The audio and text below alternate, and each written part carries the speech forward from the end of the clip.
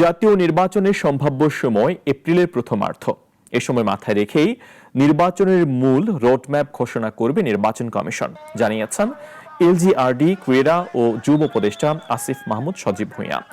সোমবার কুমিল্লার মুরাদনগরে ঈদ শুভেচ্ছা বিনিময়ের পর সাংবাদিকদের প্রশ্নের জবাবে এ কথা বলেন তিনি। উপদেষ্টা বলেন, স্থানীয় সরকার নির্বাচন হলে জনগণ সেবা পাবে। এ দিকটি মাথায় রেখেই নির্বাচন কমিশনকে সরকার ইতিবাচক বার্তা দেবে। সোশ্যাল মিডিয়ার গুজব নিয়ে তিনি বলেন, রাজনৈতিক উদ্দেশ্যে কেউ কেউ গুজবকে মূলধারার গণমাধ্যমে তুলে আনছেন, যা দুঃখজনক।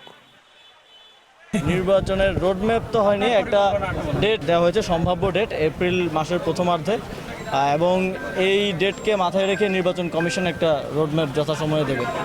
এখন তো ওই রাজনৈতিক দলগুলোর থেকে যে কনসার্নটা ছিল স্থানীয় সরকার নির্বাচন হলে সংসদ নির্বাচন পিছিয়ে যেতে পারে, এখন তো আর সেই সম্ভাবনাটা নেই, যেহেতু আমাদের মাননীয় প্রধান উপদেষ্টা তিনি একটা সময় নির্ধারিত করে দিয়েছেন। এবং আপনারা জানেন যে জনগণের আসলে যেই সেবাগুলো স্থানীয় সরকার থেকে পায়, অধিকাংশ সেবাই স্থানীয় সরকারের মাধ্যমে পেয়ে থাকে।